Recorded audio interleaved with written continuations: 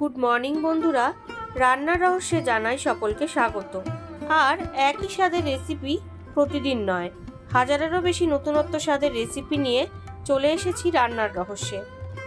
আজকে আবারও আপনাদের সঙ্গে শেয়ার করে নিচ্ছি আমার মায়ের পদ্ধতিতে বানানো পনির ভাপা।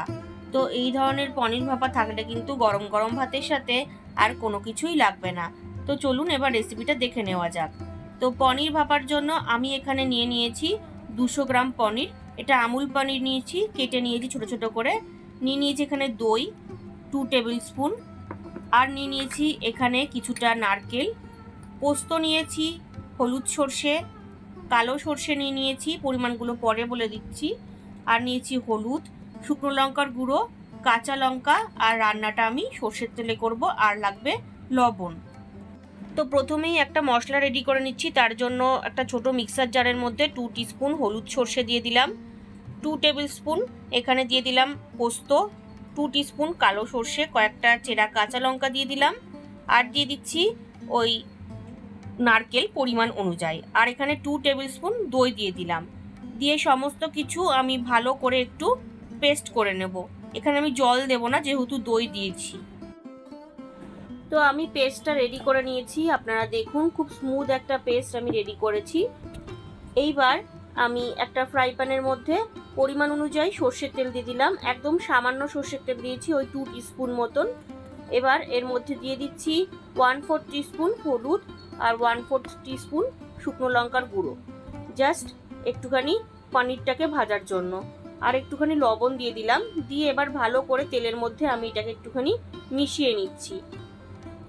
আপনারা দেখুন ভালোভাবে মিশিয়ে নিয়েছি। এবার কেটে রাখা পনিরের কিউবগুলো দিয়ে দিলাম। দিয়ে এবার পনিরটাকে একটু হালকা করে আমি ভেজে নিচ্ছি। এতে করে কি হবে, পনিরগুলোকে দেখতেও একটু ভালো লাগবে আর পনিরের একটু কালারও চলে আসবে। তো দেখুন পনিরগুলো ভাজা হয়ে গেছে। এবার পনিরগুলোকে আমি তুলে নিচ্ছি। তো এবার একটা স্টিলের টিফিন বক্স নিয়েছি, এর মধ্যে আমি ভেজে নেওয়া পনিরের টুকরোগুলো দিয়ে দিচ্ছি। আপনারা একবার এইভাবে পনির ভাপা করে দেখবেন, খেতে কিন্তু খুবই ভালো লাগে। তো দেখুন পনিরের টুকরোগুলো দিয়ে দিলাম। এবার এর মধ্যে দিয়ে দিচ্ছি সমস্ত মশলার পেস্ট, যেটা আমি রেডি করেছিলাম। কি কি দিয়েছি আগেই আপনাদের দেখিয়ে দিয়েছি। পোস্ত, সর্ষে, কাঁচা লঙ্কা, দই, সমস্ত কিছু আমি ভালো করে পেস্ট করে নিয়েছি। তো সমস্ত দেওয়ার পরে একটুখানি মশলার বাটি ধোয়া জলও আমি দিয়ে দিচ্ছি, কারণ বাটির মধ্যে অনেকটা মশলা ছিল, তাই জন্য একটু জল না দিলে হচ্ছিল না, একটু জল দিয়ে দিলাম। তো জল দেওয়ার পরে এবার দিয়ে দিচ্ছি 1/2 টিস্পুন হলুদ গুঁড়ো, 1/2 টিস্পুন শুকনো লঙ্কার গুঁড়ো, আর দিয়ে দিচ্ছি সামান্য একটু লবণ। লবণ আমি আগে দিয়েছি, তাও একটু সামান্য দিয়ে দিলাম। আর দিয়ে দিচ্ছি ওই 1/2 টিস্পুন মতন একটু চিনি। এইবার দিয়ে দেব পরিমাণ অনুযায়ী তেল। যেহেতু ভাপা তাই জন্য সর্ষের তেলে করছি, তেলের পরিমাণটা একটু বেশি দিয়েছি আমি। দিয়ে এবার সমস্ত কিছু হালকা হাতে আমি মিশিয়ে নিচ্ছি। খুব জোরে আমি মেশাবো না, কারণ পনিরের টুকরোগুলো ভেঙে যেতে পারে, তার জন্য হালকা হাতে আমি মিশিয়ে নিচ্ছি। আপনারা দেখুন দেখতেই কিন্তু খুব লোভনীয় হয়েছে। রেডি হয়ে গেলে কিন্তু আরও সুন্দর খেতে হয় এটা। তো মোটামুটি মিশিয়ে নিয়েছি আমি। এবার ওপর থেকে কয়েকটা চেরা কাঁচা লঙ্কা আরও দিয়ে দিচ্ছি, একটু ঝাল ঝাল হবে, খেতেও খুব সুন্দর লাগে। তো দেখুন রেডি করে নিয়েছি। এবার বক্সটাকে আটকে দিলাম। তো পনিরটাকে রেডি করার জন্য কড়াইতে আমি জল দিয়ে নিয়েছি, জলটা একটু গরমও হয়ে গেছে। এবার একটা স্ট্যান্ড বসিয়ে দিয়েছি, স্ট্যান্ডের মধ্যে টিফিন বক্সটা এইভাবে বসিয়ে দিলাম। বসিয়ে দিয়ে আমি 10 মিনিটের জন্য ভাপ দিয়ে নেব। আর এই পনির ভাপা হতে কিন্তু বেশি সময় একদমই লাগে না। তো দেখুন বন্ধুরা 10 মিনিট হয়ে গেছে।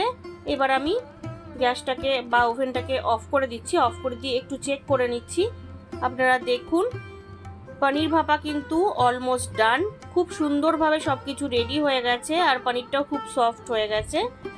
তো পনিরটাকে আমি নামিয়ে নিয়েছি। এবার আপনাদেরকে আরও একবার একটু দেখিয়ে দিচ্ছি।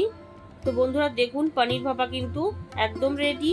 আজকের এই রেসিপি আপনাদের কেমন লাগলো আমাকে অবশ্যই কমেন্টের দ্বারা জানাবেন। আর এই ধরনের পনিরের রেসিপি কিন্তু আমার চ্যানেলে অনেক আছে, আপনারা আমার চ্যানেল পেজ ভিজিট করলেই সেখান থেকে দেখে নিতে পারবেন। তো বন্ধুরা আজকের রেসিপি মায়ের পদ্ধতিতে বানানো পনির ভাপা আমার রেডি। ভালো লাগলে বাড়িতে অবশ্যই ট্রাই করবেন ও টেস্টের আনন্দ নেবেন।